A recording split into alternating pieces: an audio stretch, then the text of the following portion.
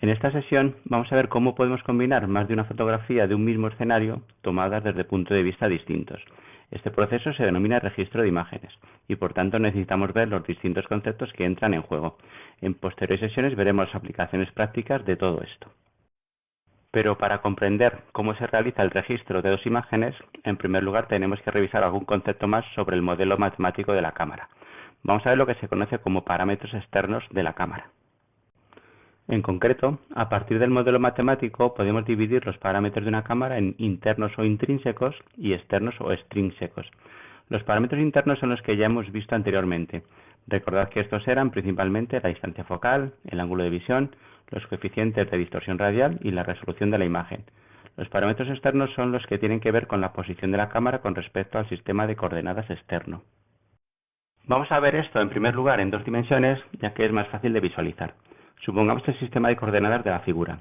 Se define la pose de la cámara como su posición con respecto a este sistema de coordenadas, es decir, las coordenadas x, y del centro de proyección y el ángulo alfa que forma la dirección del eje principal de la cámara con el eje x del sistema de coordenadas. Definimos la posición canónica de la cámara como aquella cuando su centro de proyección se encuentra en el origen de coordenadas y ésta se encuentra alineada con el eje x, es decir, x, y alfa igual a 0.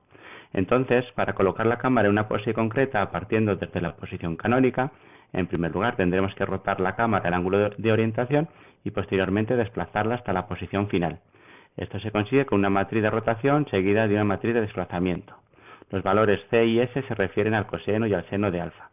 Recordad que el orden de las multiplicaciones es importante, por eso el orden debe ser el que se indica aquí. Si desarrollamos la multiplicación, obtenemos la matriz de la derecha. Sin embargo, en realidad el proceso es justamente el contrario. Tenemos la cámara en una posición determinada y lo que queremos es colocar la cámara en la posición canónica, ya que en esta posición nos permite analizar su funcionamiento de forma más sencilla. Por eso, multiplicando por la matriz inversa, obtenemos el resultado deseado. Recordad de la álgebra matricial que la inversa del producto de dos matrices es igual al producto de sus inversas con el orden invertido. Todo esto puede escribirse de forma compacta, es decir, la submatriz 2×2 correspondiente a la rotación puede escribirse como una matriz R, mientras que la submatriz 2×2 del desplazamiento como una matriz de identidad. Asimismo, el desplazamiento puede identificarse como un vector columna de dos elementos. Con estas nuevas matrices obtenemos esta matriz. Podemos comprobar que sigue siendo una matriz cuadrada de 3×3 elementos. Extender esto a las tres dimensiones no tiene ninguna dificultad. De hecho, si empleamos la notación compacta vista anteriormente, la forma de la matriz es exactamente la misma, con la excepción de que las submatrices R e I son de 3×3 elementos y el vector C sería un vector columna de 3 elementos. Recordad, no obstante, que esta sería la forma de expresar una rotación en tres dimensiones como una matriz ortogonal, pero sabemos que hay otras formas de expresar la misma rotación, como rotaciones de Euler, como vector de rotación o con cuaterniones. Si nos centramos en las rotaciones de Euler, en el ámbito de las cámaras fotográficas, la notación es la siguiente.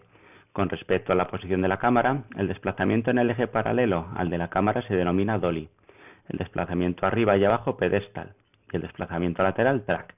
Con respecto a los ángulos, el giro en el eje horizontal se denomina pan o barrido en español, el giro con respecto al eje transversal til o inclinación y el giro con respecto al eje óptico de la cámara roll.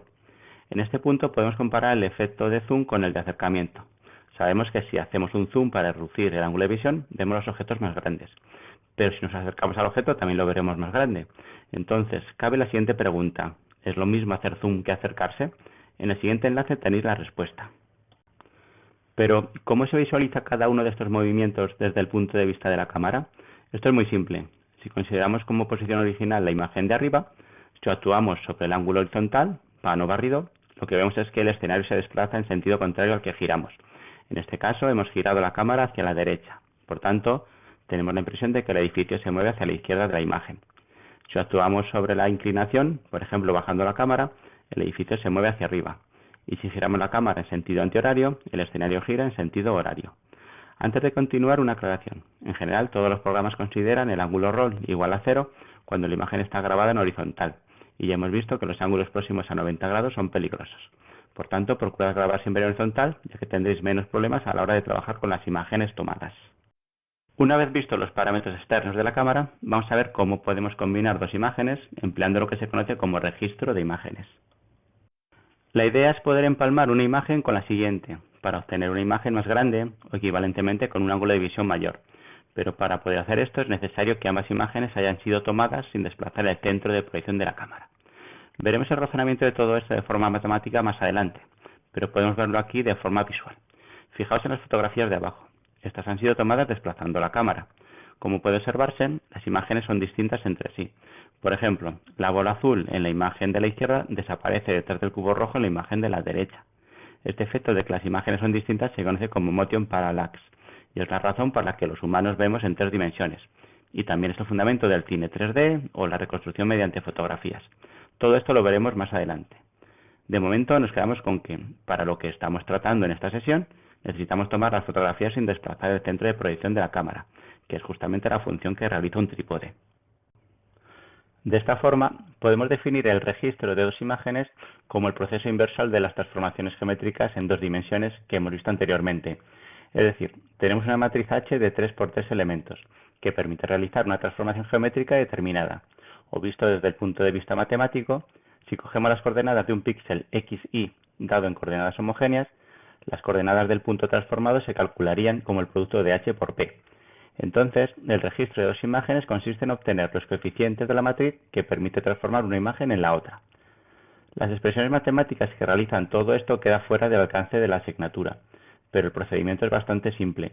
Únicamente necesitamos establecer correspondencias entre píxeles de ambas imágenes que son la imagen del mismo punto del escenario real. Ahora vemos un ejemplo práctico.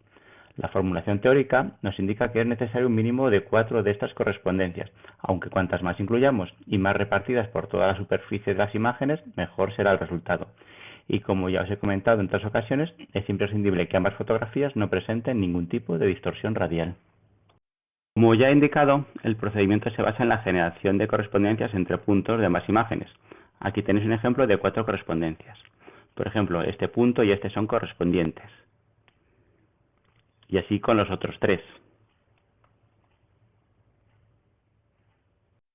Para generar estas correspondencias tenemos varias opciones. Lo más simple sería hacerlo de forma manual, es decir, el usuario con ambas imágenes en la pantalla puede generar las correspondencias, por ejemplo, marcando con el ratón puntos correspondientes en ambas imágenes. Como es fácil de deducir, esto es muy laborioso y por tanto habría que tender a no emplearlo a no ser que sea imprescindible. La mejor opción es que todo esto lo haga el propio programa de forma automática. La ventaja de esto, aparte de una mayor comodidad, es que puede generar muchas correspondencias, y ya sabemos que cuantas más correspondencias tengamos, mejor será el resultado. El inconveniente es que algunas de estas correspondencias pueden ser erróneas. Existen técnicas para detectar estos errores, pero si los errores son elevados, es posible que el registro de las imágenes no se realice correctamente. La solución a esto último es el registro guiado. En este caso es el usuario el que guía el programa para evitar los errores anteriores. El siguiente paso sería el cálculo de la transformación en sí. El algoritmo más conocido es el denominado como DLT, y aunque complejo en sí, su funcionamiento es muy simple. Toma como argumentos la lista de correspondencias anteriores y devuelve la matriz H que permite transformar una imagen en la otra. Como vemos aquí. En este caso, hemos cogido la segunda imagen y la hemos transformado para proyectarla sobre la primera, consiguiendo una continuidad en la imagen, por lo que, en este caso, hemos aumentado el ángulo de visión horizontal de la imagen. Vemos que la fusión no se ha realizado correctamente, porque ambas fotografías tienen tiempos de exposición diferentes, es decir, una de ellas es más oscura que la otra. Este problema se resuelve en un paso posterior, como veremos más adelante. Pero aparte de la generación de mosaicos de imágenes, que es lo que veremos en siguientes sesiones, este procedimiento tiene otras aplicaciones. Por ejemplo, la reconstrucción top view consiste en generar una imagen sintética de un plano visualizado en perspectiva por la cámara.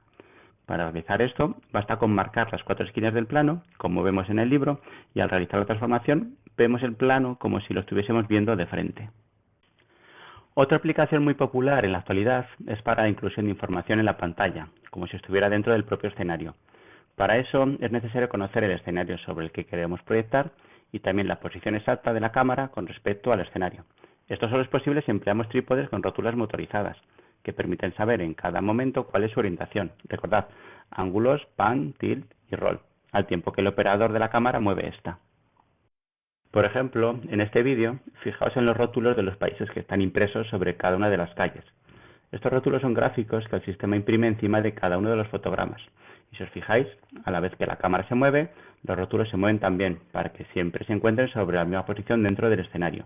Y como os decía, esto solo es posible si conocemos el escenario, la pista en este caso, y la pose de la cámara sobre el escenario. Y para ello necesitamos equipos de un coste elevado para que el resultado tenga una calidad apreciable.